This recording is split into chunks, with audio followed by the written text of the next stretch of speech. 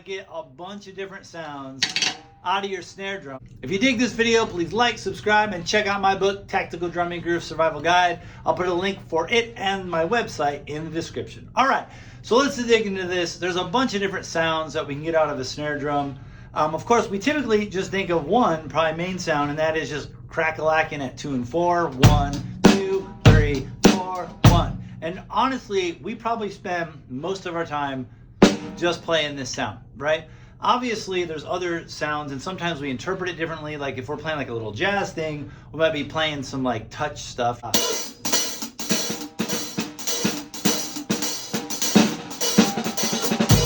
what I want to talk about are more about timbral differences. Timbre meaning quality of sound, that kind of sounds.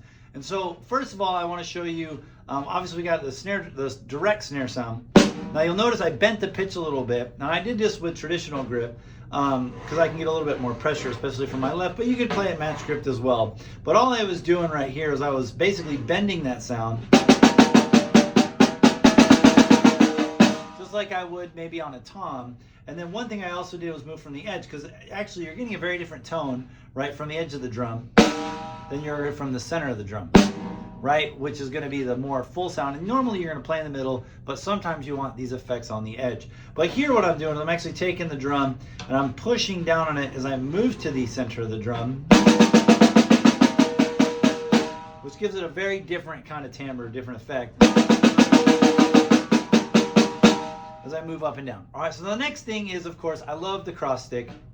And with the cross stick, I'm going to play this about an inch from the edge, right, to get a good sound. If I go too close, it doesn't really make the right sound. If I go too far in, it's really deep, right? So I like to go about an inch away. And I can use this obviously in a whole bunch of different grooves, right? Or I can play it with like some sort of variant, where you'll notice what I was playing on the snare drum earlier is if I got the snares on right now, my fingers touching the drum actually massively mute the drum. But once I take my fingers off, I get the full tone of the drum. So with a combination of those things, and I do let my drums ring, right? So one of the reasons I do that is because then I can manipulate and control the sound. So if I'm playing here, I've got a muted sound. If I play here, now I combine that with the cross stick. I'm using a combination of those sounds. I've got the muted sound, the open sound, the cross stick sound. And together, those can make some pretty cool effects.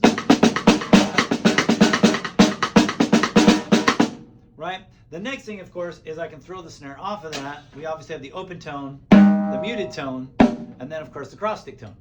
Right? And now, I'm saying cross stick, I'm actually talking about rim cross stick. There's also this type of cross stick, right, which does give a different tone, right?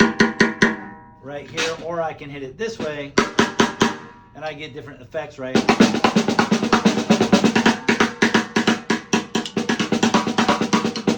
Right, getting all sorts of different tones out of the drum. But with the snares off, I can mess with these rhythms as well.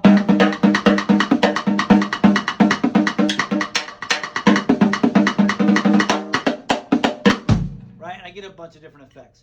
All right, and the last one, of course, that I want to talk a little about. So we've got cross stick here, we got cross stick here, we got muted tone, open tone, cross stick tone, bunch of different sounds, right? And the last one, of course, I want to talk about is just the rims themselves, because we can get a lot of cool effects like out of the rim. The difference, like, of course, the most famous of these, Buddy Rich used to do this where he would play like on the tips. You kind of hear that nuance, right? As I play lower on the stick, lower on the shaft, I get kind of the stick sound, but as I get closer to the beat or even on the beat. And thinking about this allows you a whole bunch of different timbres.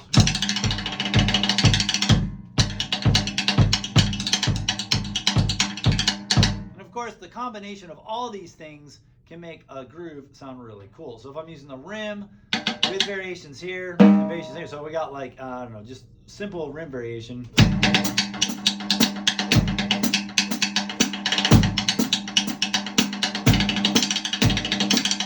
Right, we get a whole bunch of different effects, right? Of course, putting all that together into one big package with the open tone, the muted tone, the cross stick tone, and then the different sounds, obviously on the rim, really can be magical, right?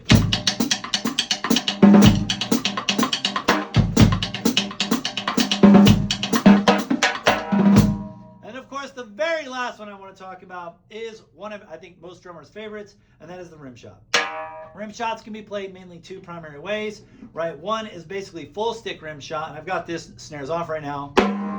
The other way is what we call pings, or very high rim shot, right? Which is where you don't have much, maybe 1.5 inch from the edge, right? Gives a little bit different tone, obviously with the snares on versus, you know, and then high.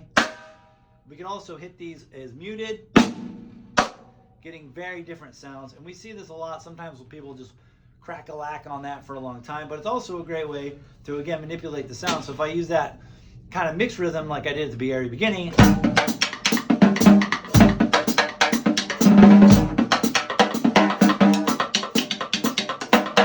right now I've got all these different tones and sounds.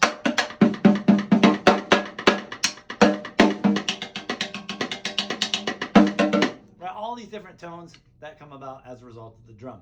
All right, so I think we covered a whole bunch right there, just kind of a super breakdown. So we've got our standard snare tone, we've got our muted snare tone, we've got our bent tones, right? So we've got our cross stick over, right? We've got our rim shot high, rim shot in the middle. Then we can do all those same effects basically with the snares off, right? So we've got open tone, we got a muted tone, we've got a bent tone, we've got the pings on the high, center stick, and then we've got obviously all the stuff on the rim, high, do a bunch of different tones. All right, so I'm gonna play one more time out for you. And that's pretty much it. Experiment with that, have a lot of fun with it, get crazy, you'll have some cool ideas. So here we go, one more time out.